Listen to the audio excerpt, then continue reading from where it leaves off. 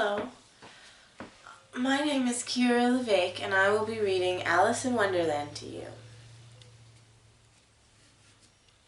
We will start at Chapter 3, A Caucus Race and a Long Tale.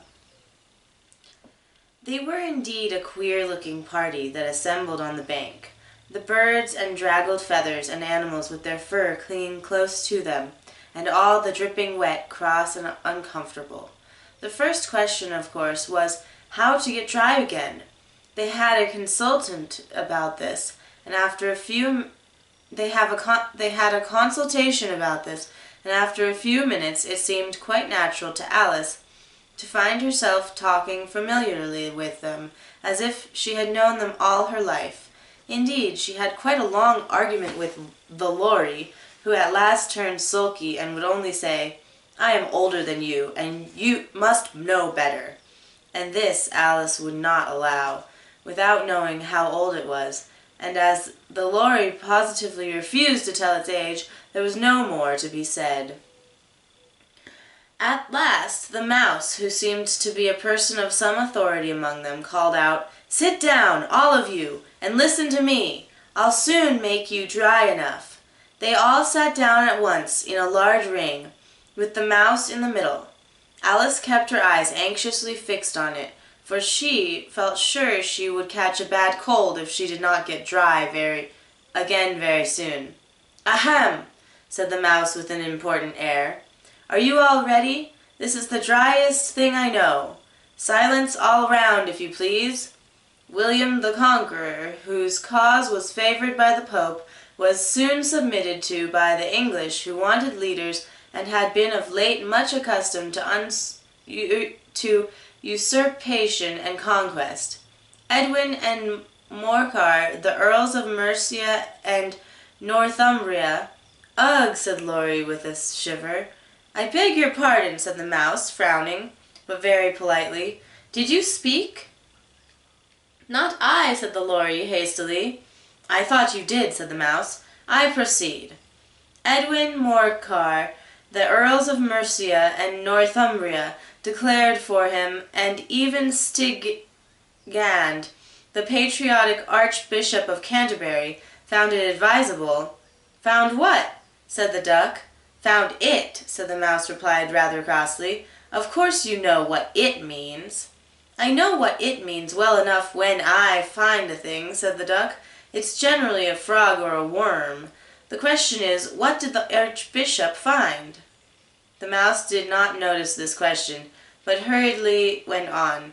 "Found it advisable to go with Edgar Atheling to meet William and offer him the crown. William's conduct at first was moderate, but the insolence of his Normans— How are you getting on now, my dear?" it continued, turning to Alice as it spoke. "As wet as ever," said Alice in a melancholy tone. "It doesn't seem to dry me at all."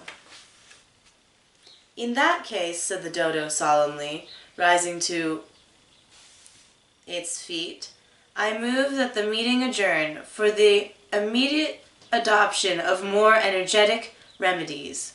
"Speak English," said the eaglet. "I don't know the meaning of half those long words, and what's more, I don't believe you do either." And the eaglet bent down his head to hide a smile. Some of the other birds tittered audibly. And here's the picture. It's a good picture. I'll show it to you again. "What I was going to say," said Dodo in an offended tone, "was that the best thing to get us dry would be a caucus race." "What is a caucus race?" said Alice. And not that she much wanted to know, but the dodo had paused as if it thought that somebody ought to speak, and nobody else seemed to incline to say anything. "Why," said the dodo, "the best way to explain it is to do it. And as you might like to try the thing yourself some winter day, I will tell you how the dodo managed it. First, it marked out a race course in a sort of circle. The exact shape doesn't matter, it said. And then all the party were placed along the course, here and there. There was no 1, 2, 3 and away, but they began running when they liked and left off when they liked, and so that it was not not easy to know when the race was over. However, when they had been running half an hour or so, they were quite dry again. The dodo suddenly called out, "The race is over," and they all crowded round it, panting and asking, "But who has won?" This question the dodo could not answer without a great deal of thought, and it sat for a long time with one finger pressed upon its forehead. "The position in which you—" "Who are you?" said the caterpillar. This is from the caterpillar, this picture. "The position in which you usually see Shakespeare in the pictures of him. While the rest waited in silence, at last the dodo said, 'Everybody has won, and all must have prizes.' 'But who is to give the prizes?' quite a chorus of voices asked. 'Why, she, of course,' said the dodo, pointing to Alice with one finger, and the whole party at once crowded round her, calling out in a confused way, 'Prizes! Prizes!' Alice had no idea what to do, and in despair she put her hand into her pocket and pulled out a box of comfits. Luckily the salt water had not gotten to it, and handed them round as prizes. They were exactly one apiece, all around. 'But she must have a prize herself, you know,' said the mouse. 'Of course,' said the dodo, replying very gravely. 'What else have you got in your pocket?' he went on, turning to Alice. 'Only a thimble,' said Alice sadly. 'Hand it over here,' said Dodo. Then they all crowded round her once more, while the dodo solemnly presented the thimble, saying, 'We beg your acceptance of this elegant thimble.' And when it had finished this short speech, they all cheered. Alice thought the whole thing very absurd, but they all looked so grave that she did not dare to laugh, as she could not think of anything to say, as she simply bowed and took the thimble, looking as solemn as she could. The next thing was to eat the comfits. This caused some noise and confusion, as the large birds complained that they could not taste theirs, and the small ones choked and had to be patted on the back. However, it was at last that they sat down again in the ring, and begged the mouse to tell them something more. 'You promised to tell me your story, you know,' said Alice.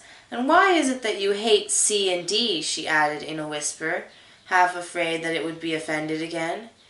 'Mine is a long and sad tale,' said the mouse, turning to Alice and sighing. 'It is a long tale, certainly,' said Alice, looking down with a wonder at the mouse's tail. 'But why do you call it sad?' And she kept on puzzling about it while the mouse was speaking, so that her idea of the tale was something like this.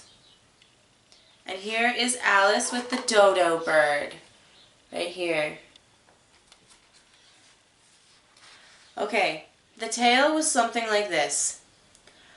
Fury said to a mouse that he met in the house, "Let us both go to law.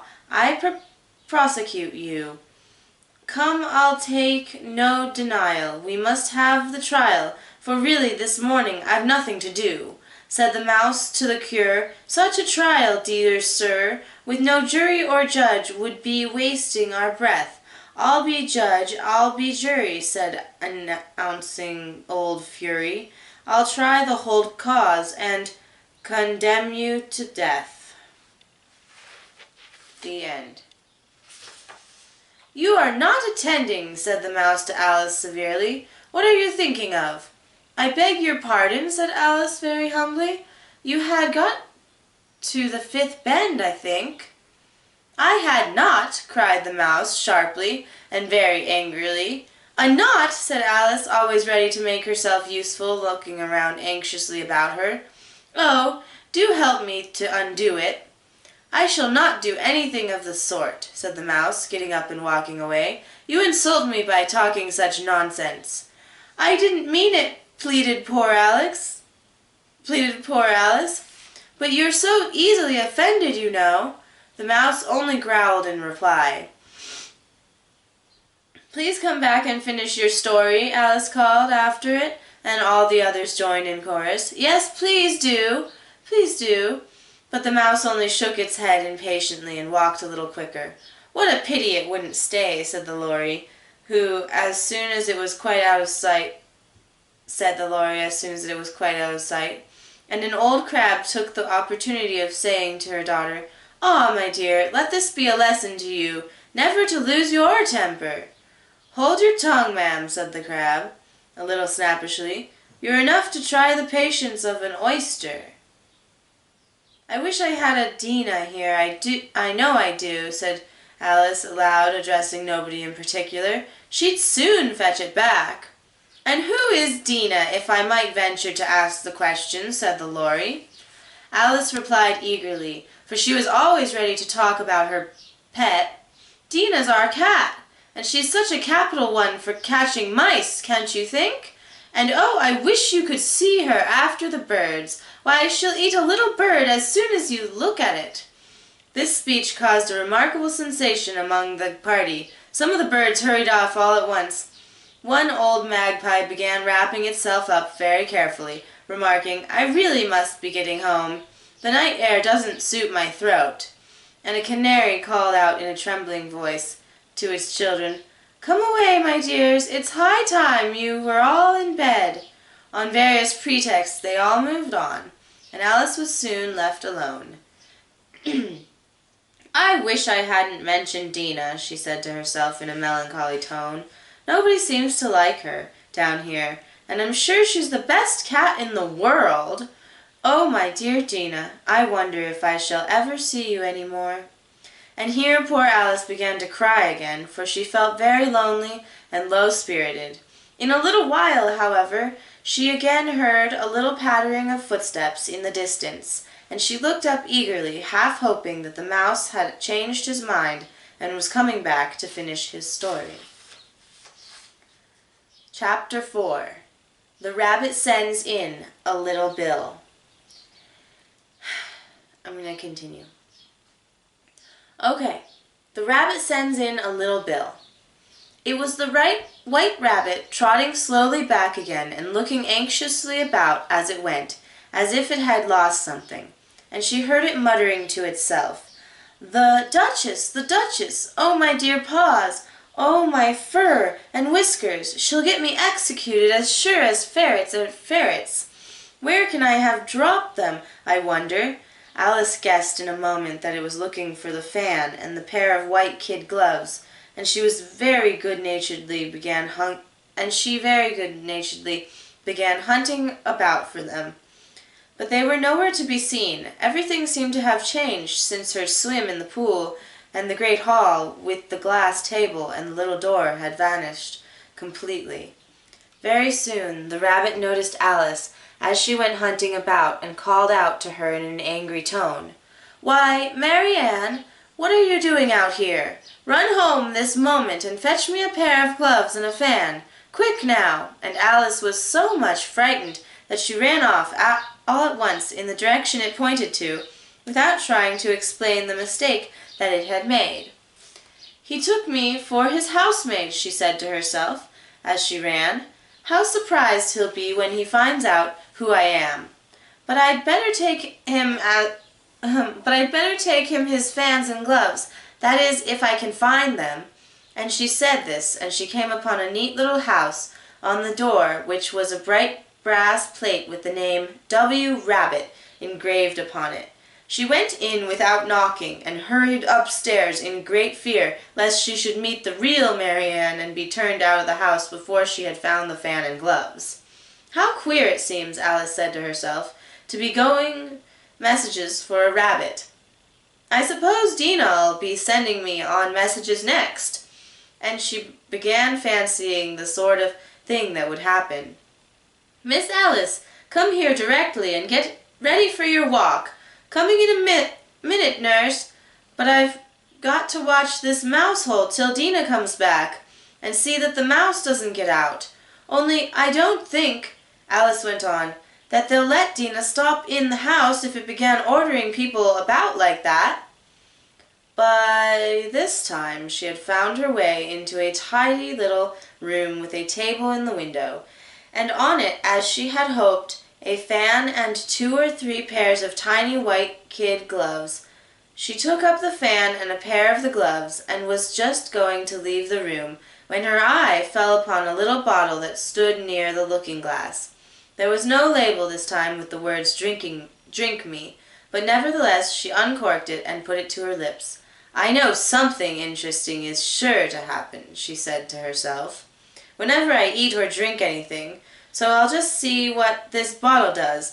I do hope it'll make me grow large again, for really, I'm quite tired of being such a tiny little thing." It did so indeed, and much sooner than she had expected. Before she had drunk half the bottle, she found her head pressing against the ceiling, and had to stoop to save her neck from being broken. She hastily put down the bottle, saying to herself, "That's quite enough. I hope I shan't grow any more. As it is, I can't get out the door. I do wish I hadn't drunk so much, quite so much." Alas, it was too late to wish that. She went on growing, and very soon had to kneel down on the floor. In another minute there was not even room for this, and she tried to effect the lying down with one elbow against the door, and the other arm curled around her head. Still she went on growing, and as a last resource she put one arm out of the window, and one foot up the chimney, and said to herself, "Now I can do no more. Whatever happens, what will become of me?" Luckily for Alice, the little magic bottle had now had its full effect, and she had grown no larger. Still, it was very uncomfortable, and as there seemed to be no sort of a chance of her ever getting out of the room again, no wonder she felt unhappy. It was much pleasanter at home, thought poor Alice, when one wasn't always growing larger and smaller, and being ordered about by mice and rabbits. I almost wish I hadn't gone down the rabbit hole, and yet, it's rather curious, you know, this sort of life. I do wonder what can have happened to me. When I used to read fairy tales, I fancied that kind of thing never happened, and now here I am in the middle of one. There ought to be a book written about me. There ought. And when I grow up, I'll write one. But I'm grown up now," she added in a sorrowful tone. At least there's no room to grow up here any longer." "But then," thought Alice, "shall I never get any older than I am now? That'll be a comfort, one way, never to be an old woman, but then always to have lessons to learn. Oh, I shouldn't like that. Oh, you foolish Alice," she answered herself. "How can you learn lessons in here? Why, there's hardly room for you, and no room at all for any lesson books." And so she went on, taking first one side and then the other, and making quite a conversation of it altogether. But after a few minutes she heard a voice outside, and stopped to listen. "Mary Ann," said the voice, "fetch me my gloves this moment." Then came a little pattering of feet on the stairs. Alice knew it was the White Rabbit coming to look for her, and she trembled until she shook the house, quite forgetting that she was now about 1,000 times as large as the rabbit, and had no reason to be afraid of it. Oh, this is the picture of her being large in the house. Presently the rabbit came up to the door and tried to open it, but as the door opened inward, and Alice's elbow was pressed hard against it, that attempt proved a failure. Alice heard it say to itself, "Then I'll go round and get it in at the window." "That you won't," thought Alice, and after waiting till she fancied she heard the rabbit just under the window, she suddenly spread out her hand and made a snatch in the air. She did not get a hold of anything, but she heard a little shriek and a fall, and a crash of broken glass, from which she concluded that it was just possible that it had fallen into a cumber frame or something of the sort. Next came an angry voice, the rabbit's. "Pat, Pat, where are you?" And then a voice she had never heard before. "Sure then, I am here. Digging for apples, your honor?" "Digging for apples indeed," said the rabbit angrily. Here, come and help me out of this. Sounds of more broken glass. Now tell me, Pat, what's that in the window? Sure, it's an arm, your honor. He pronounced it an arm. An arm, you goose. Who ever saw one that size? Why, it fills the whole window. Sure it does, your honor, but it's an arm for all that. Well, it's got no business there at any rate. Go and take it away. There was a long silence after this, and Alice could only hear whispers now and then, such as, "Sure I don't like it, your honor, at all. Do as I tell you, you coward." And at last she spread out her hand again and made another snatch in the air.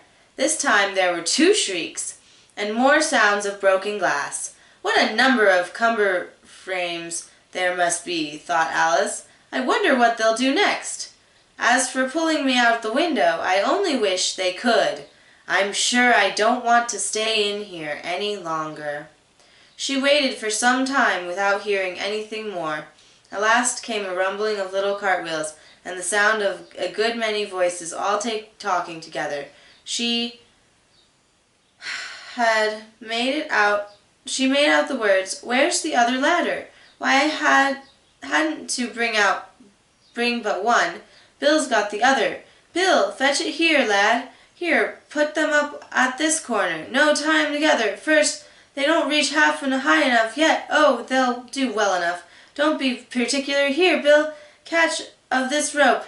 Will the roof bear? Mind that loose slate. Now, oh, it's coming down. Heads below." A loud crash. Now, who did that?